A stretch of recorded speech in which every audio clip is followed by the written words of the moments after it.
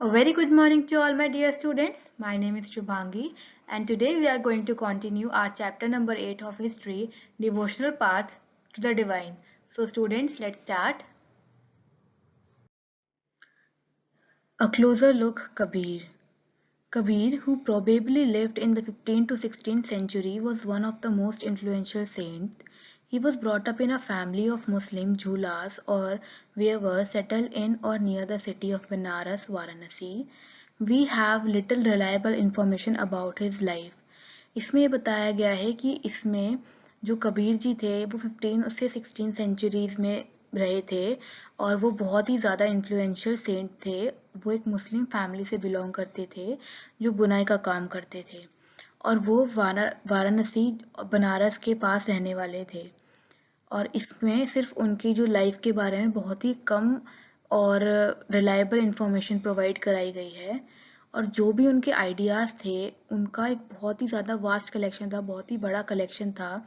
जो भी उनके वर्सेस थे, वर्सेस का मतलब जो भी वो पोएम्स लिखते थे और जो भी उनके काम थे, जो भी उनकी कॉम्पोजिशंस थी, उनको सखीज़ और पद कहा जाता था। और वो जो भी वॉन्डरर्स थे, जो राहगीर थे, जो जगह जगह घूमते थे, वो उनके भजन्स को गाते थे। तो और बाद में ये जो सारे इनकी कॉम्पोजिशंस थी उनको प्रिजर्व किया गया था गुरु ग्रंथ साहिब, पंचमणि और बीजाक में। We get to know all of his ideas from a vast collection of verses called Sakhis and Pads, said to have been composed by him and sung by wandering bhajan singers. Some of these were later collected and preserved in the Guru Granth Sahib, Panchwani and Bichak. Kabir's teachings were based on a complete, indeed vehement rejection of the major religious traditions. His teaching only ridiculed all forms of external worship of both Brahmanical Hinduism and Islam, the preeminence of the priestly classes and the caste system. तो कबीर जी के according जो भी major religious traditions थे और जो भी Brahminical Hinduism मतलब जो भी ब्राह्मण्स थे हिंदू में और जो इस्लाम में जो भी प्रीस्ट थे, वो अपने जो भी रिलीजन को बहुत ही ज़्यादा एग्जैजरेट करते थे, बहुत ही ज़्यादा जिसका दिखावा करते थे, वो उसको बहुत ही ज़्यादा कबीर जी उसको स्ट्रांगली रिजेक्ट करते थे।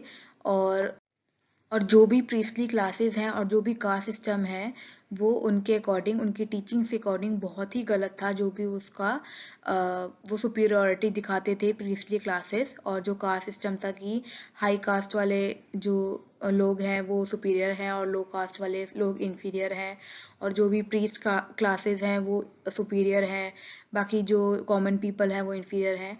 वो इसको स्ट्रांगली क्रिटिसाइज करते थे कि ये सब गलत है।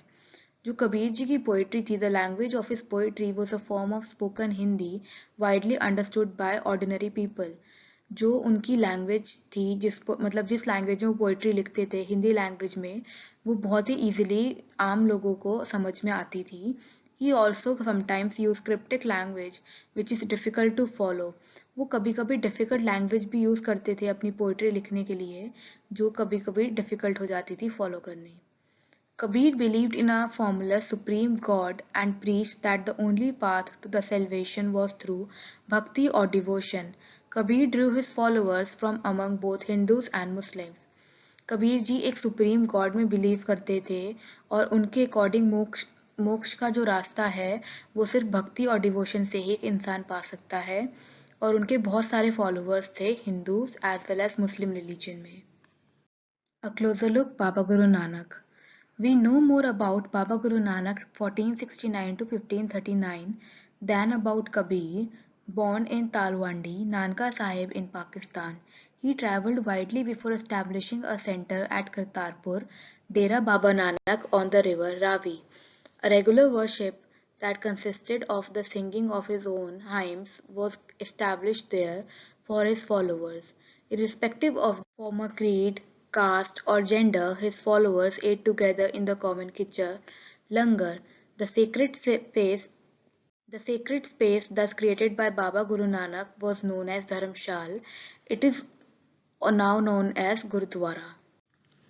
इसमें ये बताया गया है कि जो गुरु नानक जी थे वो 1469 से 1539 तक हमारे साथ थे, और हम कबीर जी से ज़्यादा गुरु नानक देव जी के बारे में जानते हैं। गुरु नानक देव जी का जन्म तालवांडी नानका साहिब जो अब पाकिस्तान में है उसमें हुआ था। He travelled widely before establishing a center at Kartarpur. Kartarpur में उन्होंने जो सेंटर एस्टैब्लिश किया है उसको एस्टैब्लिश करने से पहले उन्होंने बहुत ट्रैवल किया था।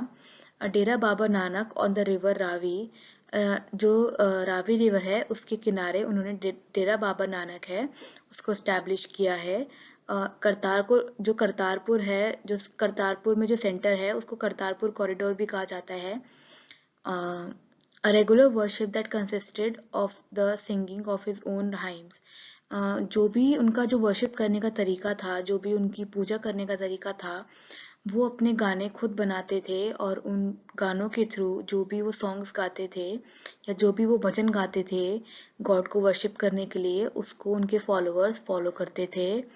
और irrespective of their former creed, मतलब कोई भी caste, creed, gender, regardless of anything, लोग उनको फॉलो कर सकते थे।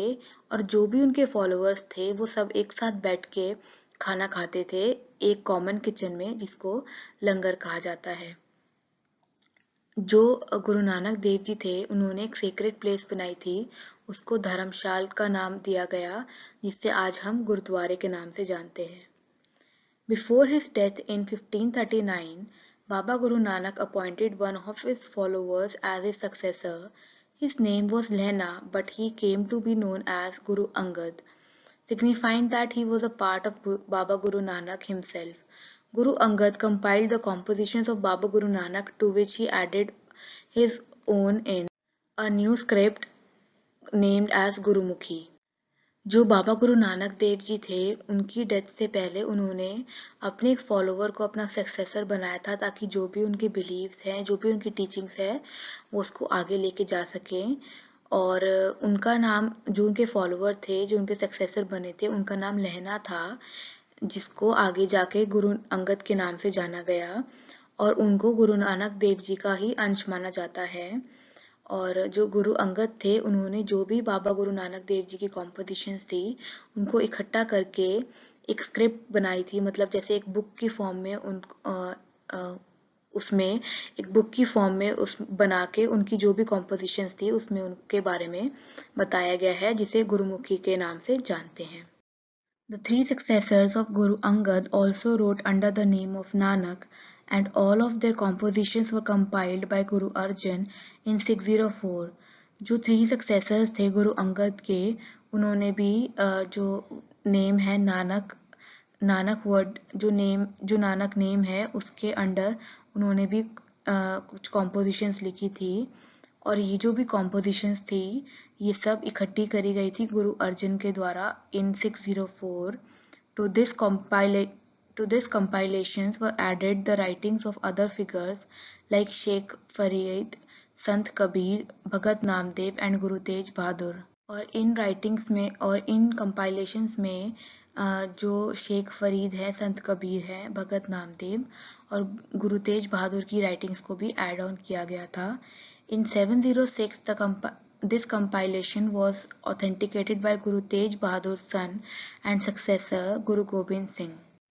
और 706 में ये जो भी कंपाइलेशंस थी, मतलब ये जो भी कॉम्पोजिशंस थी, उसको जो गुरु तेज बहादुर का बेटा था और जो सक्सेसर था गुरु गोबिंद सिंह जी, उन्होंने इसको ऑथेंटिकेट किया था, मतलब ऑथराइज किया था। और उसको ऑथराइज करके इन्होंने उसको एक होली स्क्रिप्चर में फॉर्म कर दिया था, जो आज गुरु ग्रंथ साहिब के नाम से जानी जाती है, जो एक होली स्क्रिप्चर है आज सिक्स की। The number of Baba Guru Nanak followers increased through the 16th century under his successors। जो गुरु नानक देव जी के फॉलोअर्स थे वो 16th सेंचुरीज में इंक्रीज होना स्टार्ट हुए थे, जो भी उनके सक्सेसर्स थे उनके under. They belong to a number of caste but trade, agriculturists, artisans and craftsmen predominated। और जो भी उनके फॉलोअर्स थे, जो भी उनके बिलीवर्स थे, जो उनको बिलीव करते थे, वो अलग अलग कास्ट से बिलोंग करते थे, अलग अलग प्रोफेशन से बिलोंग करते थे. This may have something to do with Baba Guru Nanak insistence that his followers must be householders and should adopt productive and useful occupations. ये गुरु नानक देव जी की ही टीचिंग्स थी. जो भी उनके फॉलोअर्स होंगे वो जो भी ऑक्यूपेशन जो भी ऑक्यूपेशन वो चूज करेंगे वो एक प्रोडक्टिव ऑक्यूपेशन होना चाहिए, वो एक हाउस होल्ड ऑक्यूपेशन होना चाहिए जो उनके काम आए. They were also expected to contribute to the journal funds of the community of followers. और वो भी उनको एक्सपेक्ट करते थे कि वो जर्नल फंड्स जो कम्युनिटी है उनके फॉलोअर्स की उसमें कंट्रीब्यूट करे.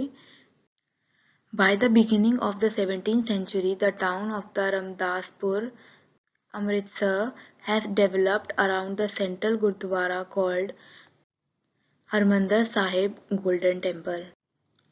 जो 17th सेंचुरी का बिगिनिंग था, उस टाइम पे जो रमदासपुर अमृतसर में गोल्डन टेम्पल को डेवलप किया गया था. It was virtually self governing and modern historian refer to the early 17th century Sikh community as the state within the state. इसमें जो सिख कम्युनिटी थी उनको ये कहा गया था कि they perform a state with in the state. जो भी गोल्डन टेम्पल का जो भी काम था वो सब कुछ खुद ही किया जाता था. एक जैसे एक बाहर स्टेट है तो ये कहा गया था कि अंदर भी एक स्टेट चल रहा है, तो जो भी गोल्डन टेम्पल का काम था वो खुद ही किया जाता था without any help. It always handled by themselves.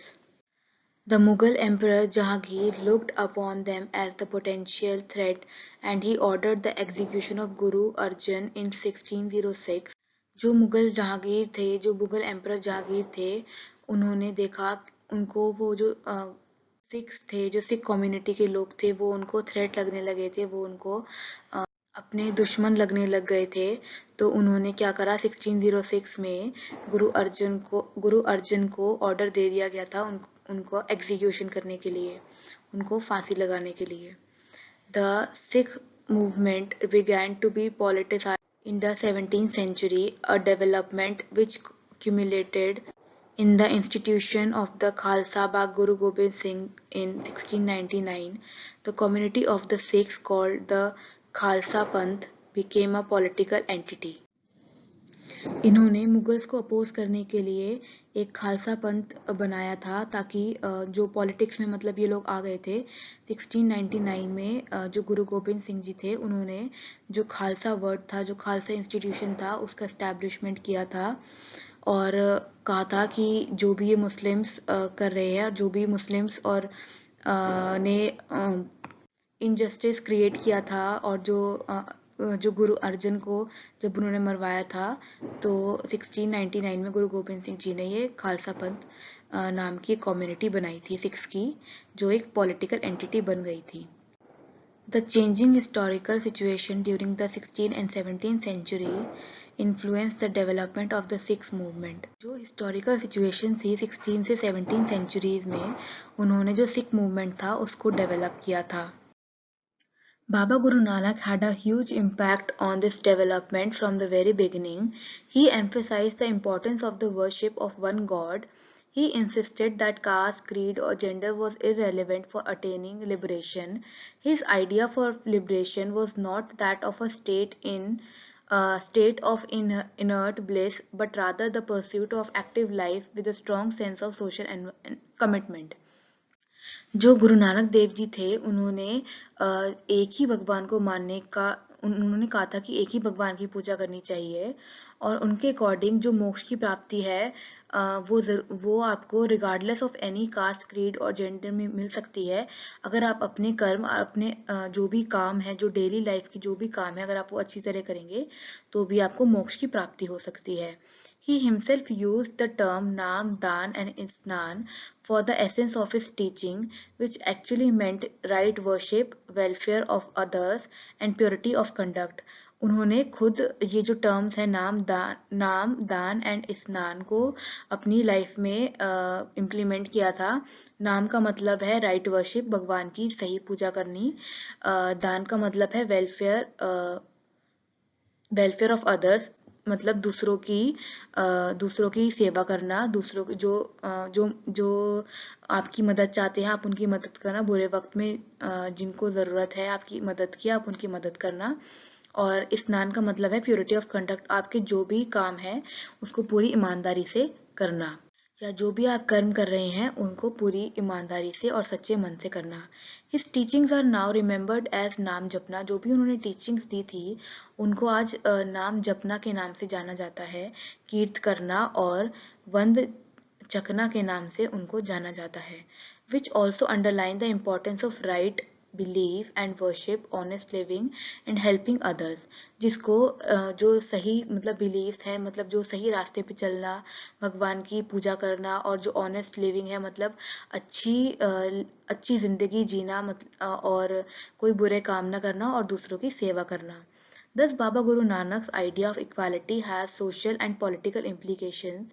जो भी गुरु नानक देव जी की इक्वालिटी और इक्वालिटी के ऊपर जो इक्वालिटी की आइडियाज़ हैं उसके सोशल और पॉलिटिकल इम्प्लीकेशंस हैं, मतलब उनकी सोशल और पॉलिटिकल इम्प्लीमेंटेशंस की गई हैं, जो भी उन्होंने बिलीफ दिए हैं उनको इम्प्लीमेंट किया गया है अलग अलग वे में, socially and politically. This might partly explain the difference between the history of the followers of Baba Guru Nanak and the history of the followers of the other religious figures of the medieval centuries like Kabir, Ravidas and Dadu, whose ideas were very similar to those of Baba Guru Nanak Dev Ji. इसमें बताया गया है कि जो भी history के follower, जो भी हिस्ट्री के रिलीजियस फिगर्स थे, जो मेडिवल सेंचुरी के जो रिलीजियस फिगर्स थे, उनमें से जो रविदास जी थे, दादू थे और जो कबीर थे, उनके जो आइडियाज़ थे वो बाबा गुरु नानक देव जी से काफ़ी मिलते जुलते थे। So student, this is all about our chapter devotional path to the divine. इस पूरे चैप्टर में हमें ये बताया गया है कि हर इंसान, हर कोई भी जो सेंट है, जो भी साधु संत हैं, या जो भी कोई बड़ी फिगर हैं, जो भी जितने भी रिलीजियस फिगर्स हैं, वो किस तरीके से भगवान की पूजा करते हैं, उनके डिफरेंट डिफरेंट बिलीव्स हैं, उनके डिफरेंट डिफरेंट आइडियल्स हैं जिनको वो फॉलो करते हैं, और सभी ने एक ही भगवान की पूजा करने का जो है ज्ञान दिया है, जो इम्पोर्टेंस बताई है, उन सभी ने एक ही इम्पोर्टेंस बताई है कि एक ही भगवान की पूजा करनी चाहिए। सो स्टूडेंट्स, आज हमारा ये चैप्टर खत्म हो गया है, जो चैप्टर नंबर 8 हम पढ़ रहे थे, जो हम रिवाइज कर रहे थे, devotional path to the divine.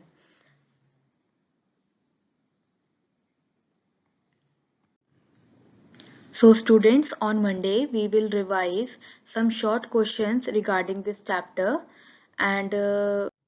and if you have any query regarding this chapter, you can ask me in the comment section.